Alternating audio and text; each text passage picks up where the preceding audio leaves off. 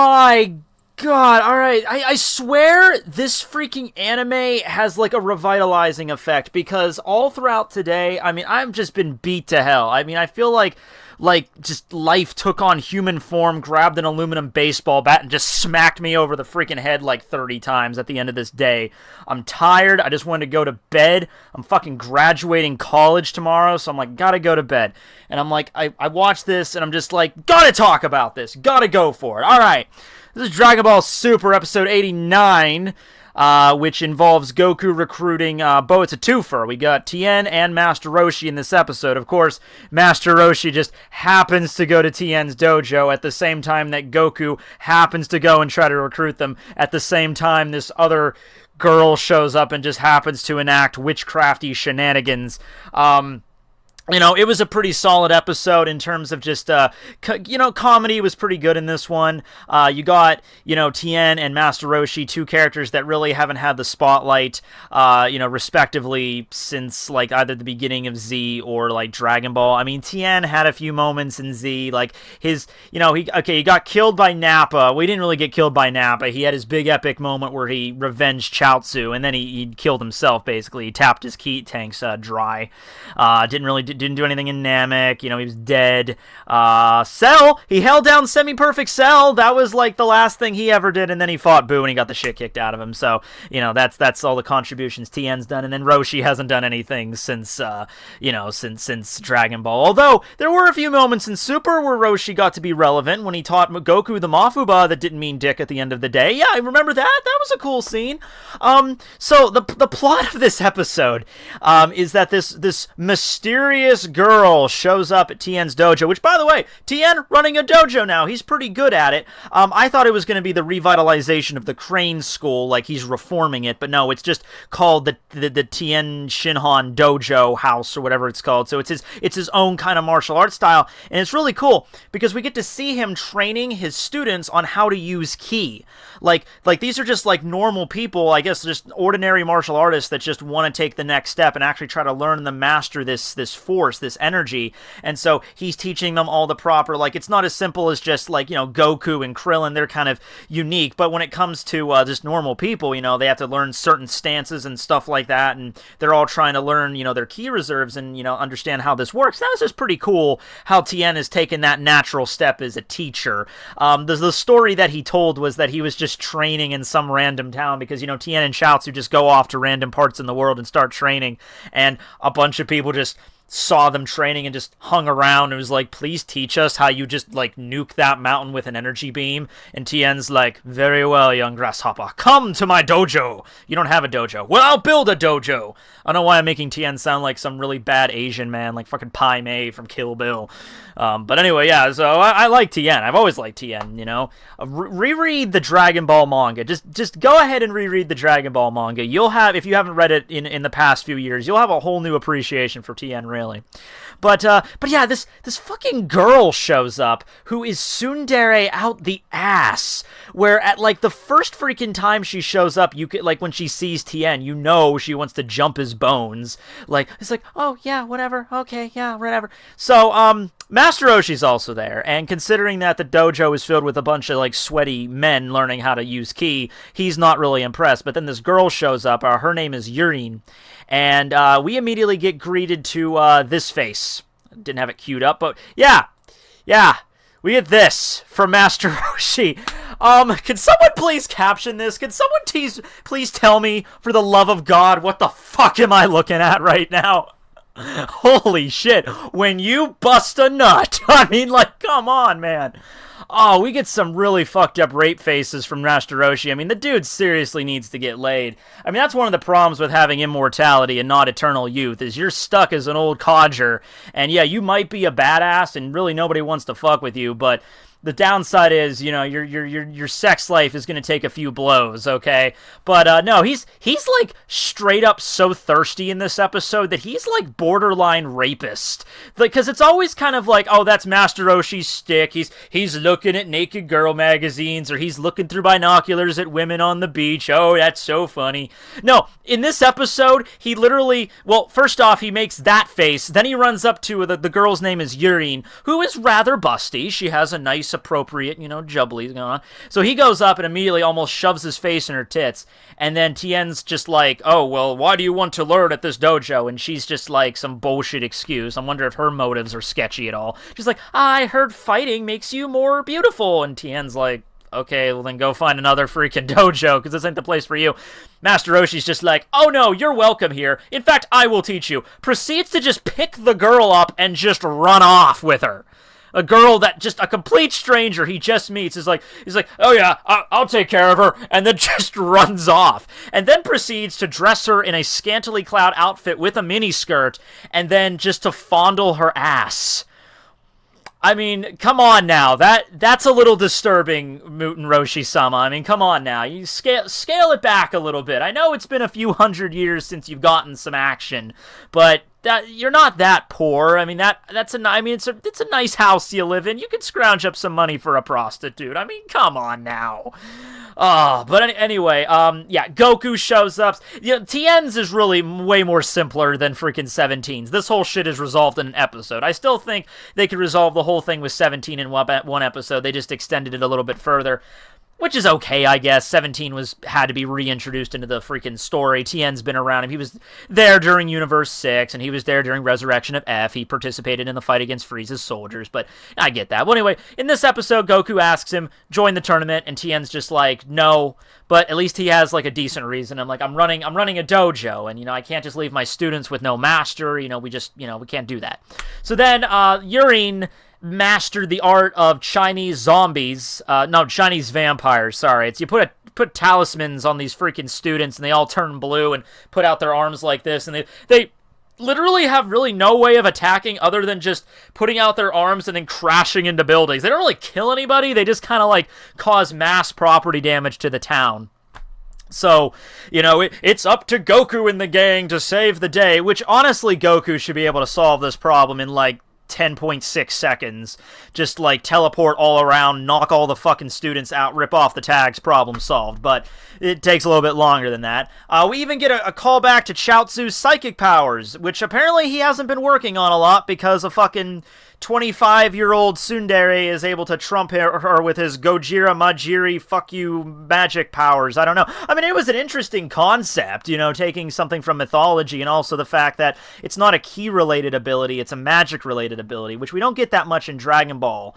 Babidi used magic, and obviously this is something different, but it's not ki-related. It's like mind control, brainwashing, evil dark force energy from Xenoverse, or something like that. So it was a cool ability. But it rang completely hollow, because the whole reason she's doing this is because she used to be a member of the Crane School or some shit, and then Tien left, and then she was pissed, and she wanted him to fight her, and obviously wants his freaking cock in her mouth, like stat, and she's just, she's just like, you're leaving? I can't have you? Alright, then I'll just summon up a bunch of freaking Chinese vampires to attack you. Well, anyway, they handle all the normal ones, no problem. Problem arises, though, when Roshi decides to fight her, and you know where this is going, Although there were some good scenes where Urine is, like, punching the fuck out of Roshi, just unloading on him, and it's just like punching a brick wall, like, he's not even reacting. Then he drops some Muten Roshi shade by just like, was that supposed to be an attack? That was pretty good. Eventually, she gets knocked on her ass. You know where that's going. Oh, they're striped panties. And then she takes this moment to kick him in the crotch, knocks his ass out, and then puts the tag on him, resulting in him becoming a vampire, zombie, whatever. So at this point, this is where we get a little bit of a catch-up on what Master Roshi's power level is. So under the spell of this magical tag, he goes full power, bulk up, muscular mode, and then starts unloading on Tien.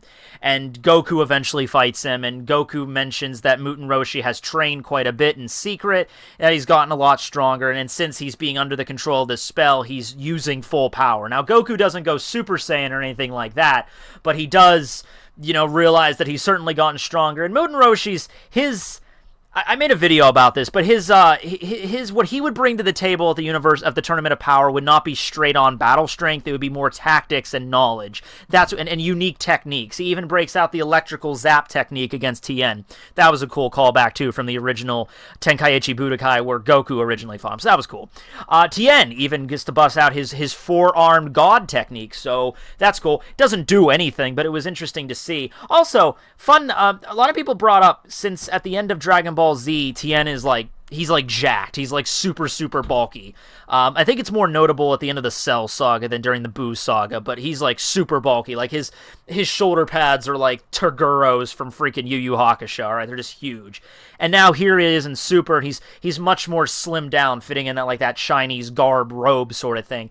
I always looked at it like he just figured out an ability to compress his power. Same thing with Master Roshi. I mean, the change in muscle mass isn't a big deal when Master Roshi was displaying the ability to control that shit back in the freaking like chapter 8 of the series, you know? So obviously not a big deal. But he busts out his forearm technique, doesn't really get to use it all that much. Master Roshi kind of beats the crap out of him. Goku steps in, and then just, you know, he has to get this shit done because he's on a timetable. So he just goes into the sky, charges up a Kamehameha, just launches it right at Roshi, just slams right into him. Now, it is Goku, and he wasn't Super Saiyan, so he probably controlled, and, you know, after he fought Roshi for a little bit, he's like, okay, this is your maximum power, so you can probably tank this, and then boom, and then Roshi gets knocked out, they take off the tag, Yuri makes up with Tien takes her into the dojo, because like, well, if you're gonna fight anyone, fight me, and then Yuri's like, whatever, I didn't want to, whatever. So they're probably having hot kinky sex right now. Anyway,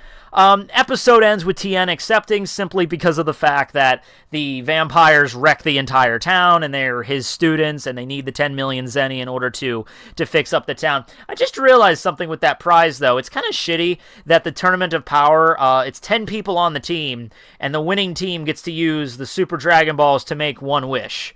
So 10 people, one wish. Granted, you're not going to probably have a full team of 10 by the time, you know, the tournament is over, but still, I mean, if you've had like 2 or 3 people, who's going to get the wish, you know, right, whatever.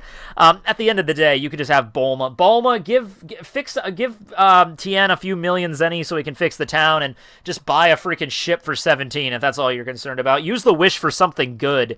Bring back Planet Vegeta and all the Saiyans. That'll be fun. That should be the next story arc. The revival of the Saiyan. Oh my god, can you believe that?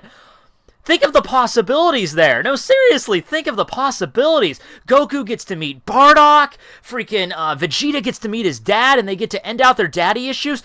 Please do that now. Make the wish for the dragon to literally be bring back Planet Vegeta. There's really no reason why you would do that, but come on now. Just from a storytelling perspective, like Naruto. You know, I wasn't a huge fan of Naruto near the end, but one of the cool things I loved that they did was that they brought back the 5 Kage, the 4 Kage, because I was like, the 4 Hokage, I guess I should say, because it's like we knew all about, like, Minato and Hashirama and Tobirama. We knew all about them throughout the story, but now you finally brought them into the present story. That's why that was such a big deal. And now here, we have, like, we all know about Bardock, we all know about King Vegeta, we all know about the Saiyans. Bring them back! That'd be awesome! It's not gonna happen, but that seems cool. Someone should probably write a fanfiction about that.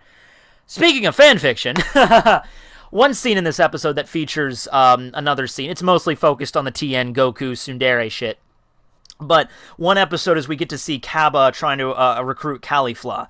Not Califa, like One Piece Califa, Califla, like cauliflower, so I messed that up. But anyway, so she is basically, I guess the Saiyan race is to the point where they're basically like just, like, it's weird. Caulifla is just hanging out with like a group of like gangsters, but they're not like Saiyan gangsters. They're not like, you know, a bunch of like, you know, like when Bardock went into that bar in Legacy of Bardock and you see the freaking bunch of the Saiyans like hanging out, drinking brewski and shit, like pounding back, you know, like a biker bar. No, it's just like regular guys wearing leather jackets and switchblades that Caulifla's hanging out with. Anyway, Cabba shows up, tries to recruit her. She says no at first, and then Cabba goes Super Saiyan. And in the crowd of her followers, there's also that girl from the opening, the very meek and shy one. So I'm going to assume that this is something similar to kind of like Broly, where you have Caulifla and then this other chick who's probably her sister, or I would assume like some relation, and she's going to turn out to be the stronger one,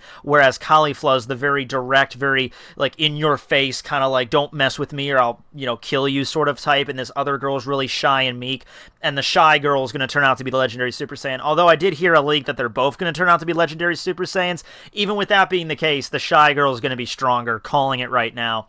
Next episode, we get a big moment. We get Goku versus Mystic Gohan. So, and also we get to see some other gods of destruction, like we saw the pink elephant dude meeting with Goas, so that'll be interesting. But mostly, star attraction is Goku versus Mystic Gohan. And apparently maybe Mystic Gohan even reached a higher level, Mystic Gohan 2! And Goku's probably going to go Super Saiyan Blue to fight against his son. We haven't really seen a all balls out deep fight against Goku and his son. That sounded wrong. That sounded very wrong. I retract that. I redact it. I expunge it. But yeah, it's going to be badass, okay, regardless. Because the last time Goku and Gohan fought when they were training in the hyperbolic time chamber. But that was just, they did fight seriously. But Gohan was he was like 11. He was like 10. They're in their prime right now. So this is going to be intense, guys. This is going to be an intense-ass fight. And you know what? I wouldn't be surprised. Goku's been on kind of a losing streak. He had that sparring match with freaking Boo when he lost. So he, I want to throw it up in the air like Goku's going to automatically win, because Gohan's power is a little bit different than Goku's. Gohan doesn't have the Super Saiyan transformation because he doesn't need it, because he's got all this unlocked potential inside of him. His power is coming from like a different source rather than the Super Saiyan transformation. So it might have its own benefits that the Super Saiyan transformation or even the Super Saiyan God transformation lacks. So that's interesting there. But yeah, other than that, not really much to talk about in this episode. Just a lot of funny moments from Roshi and, of course, Tien joining, and, of course, weird Tsundere girl that we're never going to mention again. You know what? I actually went back and I looked, because I wondered if this girl was actually shown in Dragon Ball, because I remember if there was a few different scenes of, like, filler with Tien and Chaozu back in original Dragon Ball. So I wanted to see if this girl showed up, like, in the random, like, in the background. She's not there. So that would have been interesting if they would have done that, because there was probably more than one opportunity for it. But, yeah, she's not really that relevant. She's just here as a plot device to get to, extend the episode and get Tien to join. So, whatever. At the end of the day, she didn't kill anyone, so I guess it's not that big of a deal. Her motivations are all just screwy. Anyway, I hope you guys enjoyed the video. I'm going to get to bed now, but I hope you guys have a great day. I don't know what... I was thinking about doing a live stream tomorrow after I get done with my graduation and everything. But thanks for all the support, guys. Love you all. Techie 101 signing out. Good night, everybody.